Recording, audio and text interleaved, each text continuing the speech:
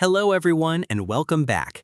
In today's video, I'm going to show you how to play a YouTube video in VLC Media Player step by step. VLC lets you stream YouTube videos by using the video's web link. So let's get started. First, open your web browser. Next, go to YouTube.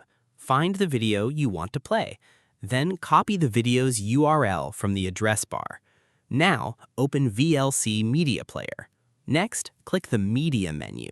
Then select Open Network Stream. In the Network tab, paste the YouTube video link into the Please Enter a Network URL box. Next, click the Play button. Wait a few moments while VLC loads the video. If the video loads successfully, it will begin playing in VLC Media Player. And that's it. You've successfully played a YouTube video in VLC Media Player. Thanks for watching this video. If you found this tutorial helpful, don't forget to like, subscribe, and turn on notifications for more VLC Media Player tutorials and tips. See you in the next video.